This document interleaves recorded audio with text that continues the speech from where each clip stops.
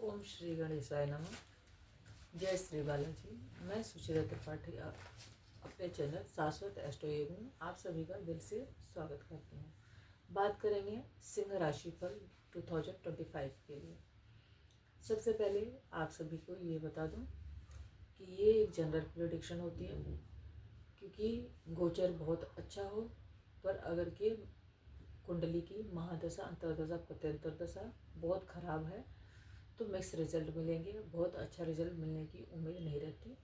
अगर के गोचर बहुत अच्छा हो पर महादशा अंतरदशा भी अच्छी हो तो अच्छे रिजल्ट मिल जाते हैं। पर महादशा अंतरदशा अगर खराब है और गोचर कितना भी अच्छा है तो अच्छा रिजल्ट ना के बराबर ही होता है। मतलब गोचर जो है वो महादशा अंतरदशा के अधीन होता है। जो हमारी कुंडली की महादशा अंतरदशा चल रही होती है उसके अकॉर्डिंग ही गोचर फल देता है। तो अभी फिलहाल वृषभ में, टॉरस साइन में, यहाँ पे 10th नंबर राशि में यहाँ पे अभी गुरुदेव विराजमान है, जो कि अभी प्रेजेंट टाइम पे वक्री अवस्था में है। तो वक्री अवस्था में है तो ये घर पीछे का भी फल देंगे। उनकी दृष्टियाँ भी यहाँ से हम काउंट करेंगे, मतलब दोनों जगह से ही काउंट करते हैं। ठीक है, तो वक्री गुरुदेव जो है 4 फरवरी 2025 तक यहाँ पे वक्री रहेंगे।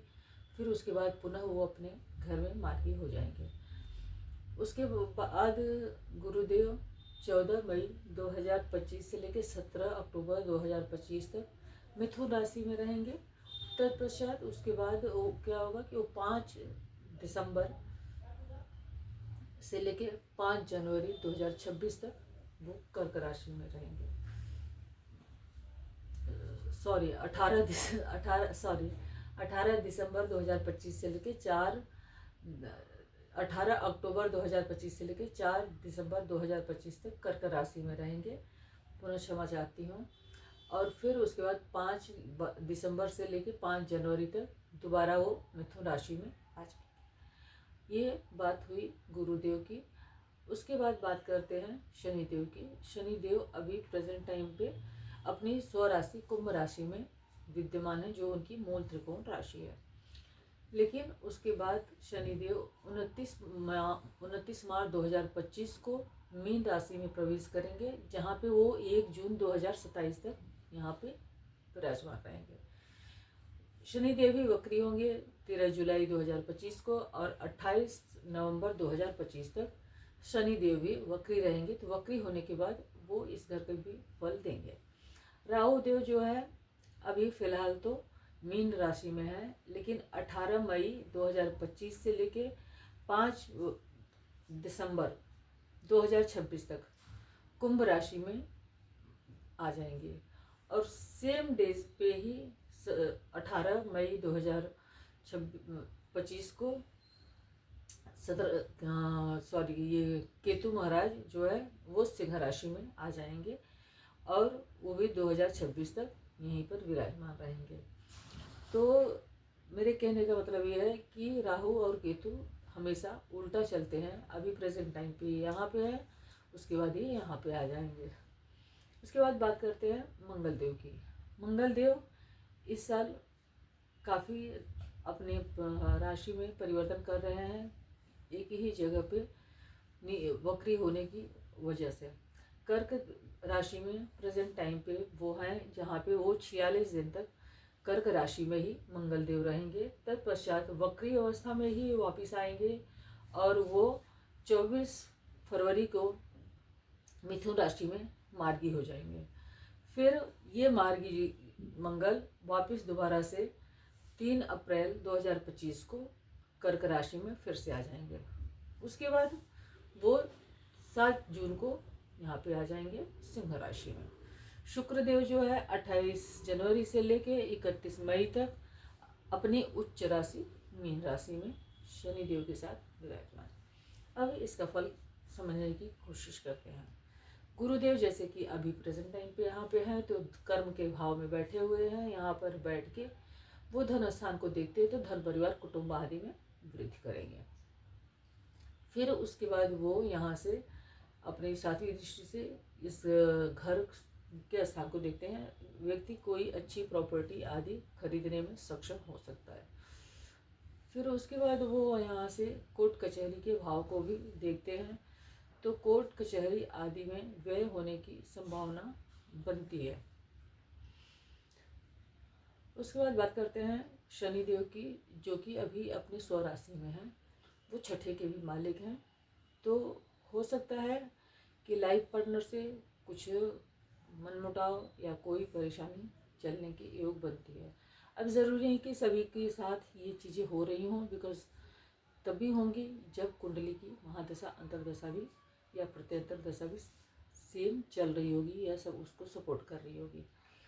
तो शनिदेव यहाँ पे बैठ के अपनी तीसरी दृष्टि से 9th हाउस को, पिता के और धर्म के स्थान को देखेंगे। तो हो सकता है व्यक्ति धार्मिक स्थलों का दर्शन करे, लंबी दूरी की यात्रा करे, और फिर उसके बाद यहाँ पे बैठ के वो अपना 1 2 3 4 5 लाभ भाव को भी देख रहे हैं शनिदेव। तो हो सकता है कि लाभ में थोड़ी सी कमी देखने को मिल सकती है। और सॉरी, मैं शनिदेव की दृष्टियों की बात कर रही थी। शनिदेव यहाँ से 3rd हाउस से देखेंगे पिता के घर को, एंड पिता को थोड़ा हेल्थ इश्यूज, टेंशन आदि की समस्या हो सकती है, और आप धर्म स्थानों की यात्रा कर सकते हैं। पिताजी से वैचारिक मतभेद होने की भी संभावना बनती है। फिर शनिदेव अभी प्रेजेंट टाइम पे मैं बात तब की कर रही हूँ 29 मार्च से पहले, जब शनिदेव यहाँ पे विराजमान है, वो लग्न को 7वीं दृष्टि से देखते हैं, और 7वीं दृष्टि लग्न को देखने से व्यक्ति के मन में तरह तरह के, चूँकि शनिदेव के लिए इनकी राशि जो है वो मित्र राशि नहीं है, तो टेंशन, स्ट्रेस आदि मानसिक समस्या या सरदर्द आदि की समस्या देने के का काम कर सकते हैं। अपने 10वीं दृष्टि से वो 4th हाउस को देखेंगे। परिवार में थोड़ा बहुत टेंशन, समस्या, वैचारिक मतभेद आदि की परेशानी दे सकते हैं, माता को कष्ट भी दे सकते हैं। उसके बाद बात करते हैं, अब जब गुरुदेव अपनी वृषभ राशि को छोड़ के मिथुन राशि, इनकम के हाउस में आ जाएंगे। ये यहाँ पर 14 मई 2025 से लेकर 17 अक्टूबर 2025 तक मिथुन राशि में रहेंगे। मिथुन राशि में यहाँ बैठ के ये गुरुदेव यहाँ पे आय के घर में बैठ के क्या फल देने वाले हैं देखते हैं, क्योंकि ये 5वें घर के मालिक हैं और 11वें घर में बैठे हैं, ये 12वें घर के भी मालिक हैं। तो इस कुंडली के लिए सर्वथा कारक नहीं है, क्योंकि 5th के साथ साथ वो 8वें घर के भी मालिक हैं। तो यहाँ पे गुरुदेव बैठ के यहाँ पे जब दृष्टि डालते हैं तो इनकम के साथ साथ संतान आदि होने की संभावना भी बनाती है। यहाँ पे बैठ के ये तीसरी दृष्टि से कर्म भाव को, भाई बहन के भाव को, छोटे भाई बहन के भाव को भी देखते हैं। तो छोटे भाई बहन से रिश्ते में थोड़ी बहुत मधुरता आने की संभावना है। कर्म भाव, नौका चाकर आदि से रिलेशन अच्छा बन सकता है। उसके बाद संतान आदि होने की संभावना बनती है। अगर किसी का लव अफेयर चल रहा है तो उसमें भी उसको सफलता मिलने के चांसेस बनते हैं। अब अपने ही घर को गुरुदेव वहाँ बैठ के, आय के घर में बैठ के देख रहे हैं, तो शेयर आदि से भी लाभ होने की संभावना बनेगी। फिर उसके बाद वो 7th हाउस को देखेंगे, और 7th हाउस को जब देखेंगे तो जो कोर्ट कचहरी आदि की समस्या थी उससे हो सकता है कि वो निजात दिला दें, या स्पाउस को कोई हेल्थ इश्यूज आदि थे तो उसमें उनको सुधार देखने को मिल सकता है। फिर उसके बाद गुरुदेव कर्क राशि में 18 अक्टूबर से लेकर 4 दिसंबर तक कर्क राशि में दूसरे 12वें घर में रहेंगे।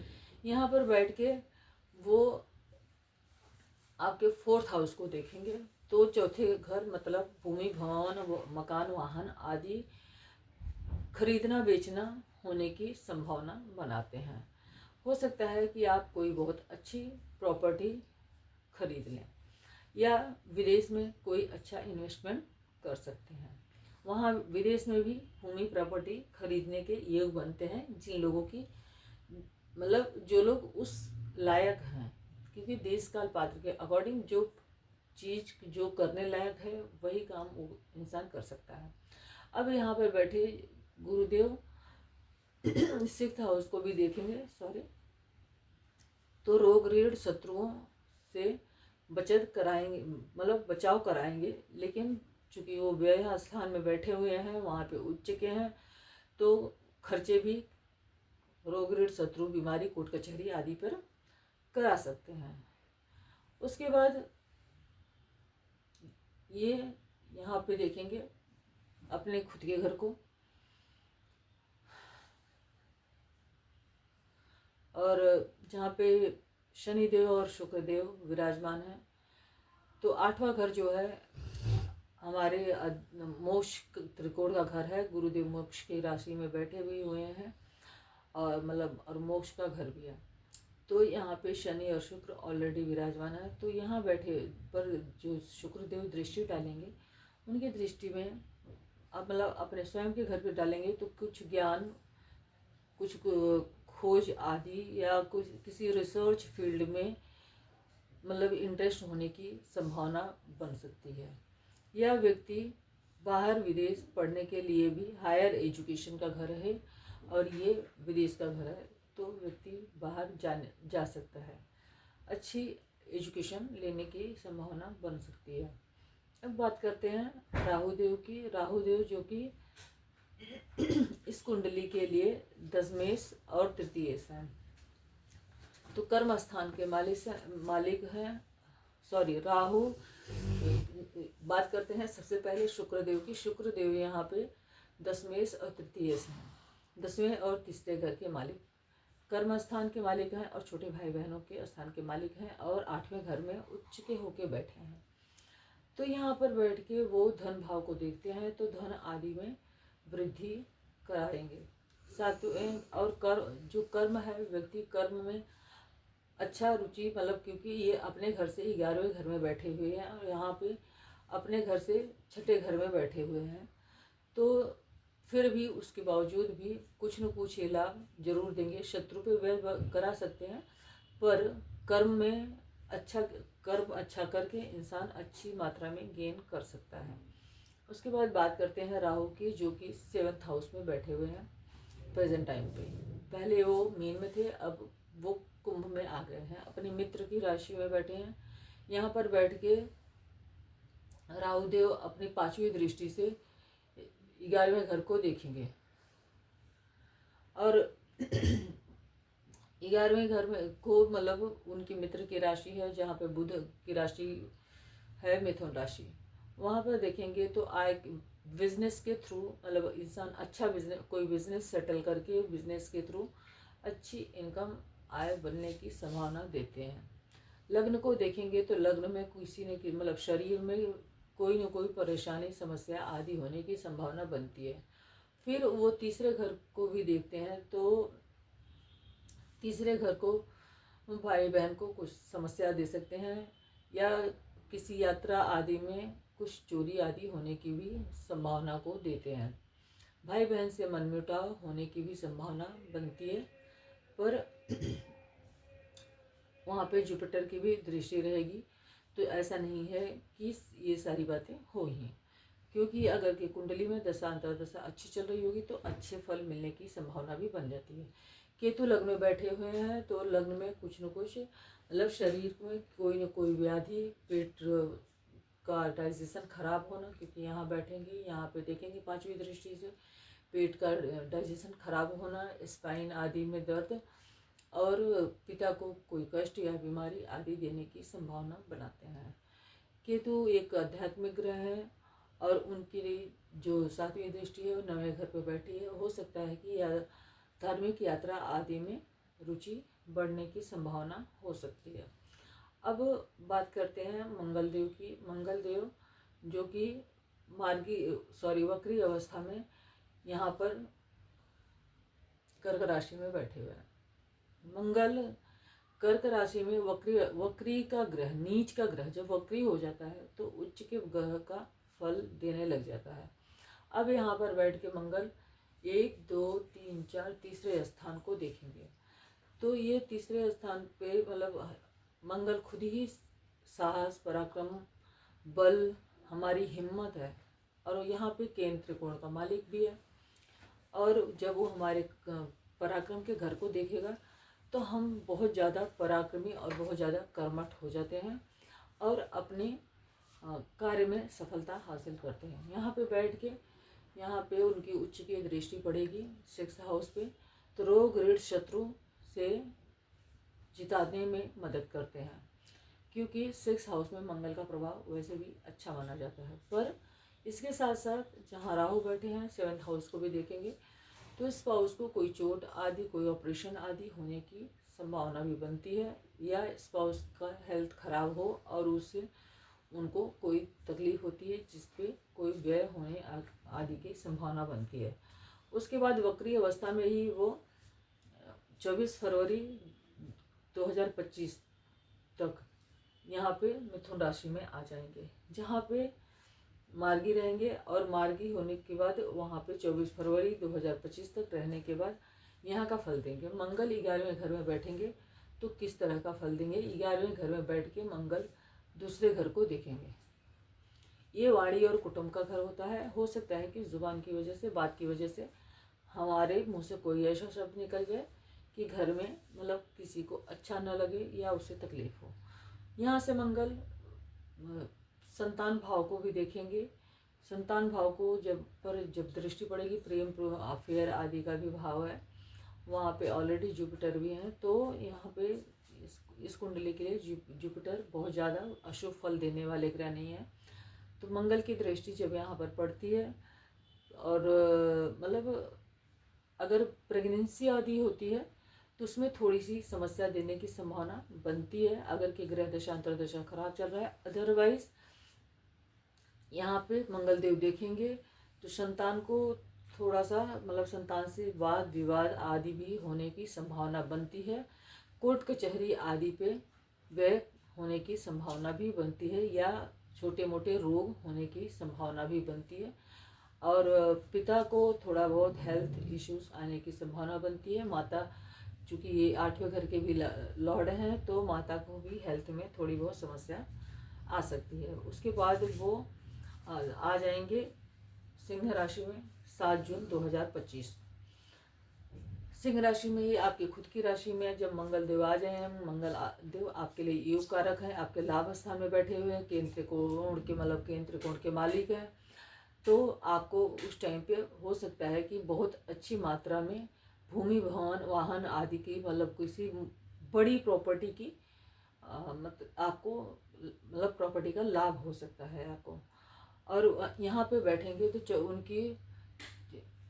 तो यहाँ बैठेंगे तो उनकी चौथी दृष्टि अपनी खुद की राशि पे पड़ेगी, तो वो बहुत बड़ी मात्रा में आपको धन संचय करने में मदद कर सकते हैं। परिवार में बस थोड़ा बहुत बोलने के समय पे या अग्रेशन पे अपने कंट्रोल रखना पड़ेगा। और उनकी एक दृष्टि 5th हाउस पे पड़ेगी, यहाँ उनकी एक दृष्टि 7th हाउस पे पड़ेगी, तो स्पाउस से थोड़ा बहुत लड़ाई आदि होने की भी संभावना बनती है। फिर उसके बाद ससुराल के घर पे भी पड़ेगी, जहाँ पे मतलब शुक्रदेव उच्च के ऑलरेडी बैठे हैं, शनिदेव भी बैठे हैं, तो मैरिड लाइफ में थोड़ी बहुत समस्या, तलाक आदि के जैसा सीन बनने का भी चांस बन जाता है। धन्यवाद। मेरा वीडियो आप सभी को कैसा लगा? आप प्लीज़ लाइक कमेंट शेयर जरूर कीजिए, चैनल को सब्सक्राइब भी कीजिए। श्री हरि विष्णु से प्रार्थना है कि आप सभी का नव वर्ष बहुत मंगलमय हो, घर में सुख शांति बनी रहे। धन्यवाद।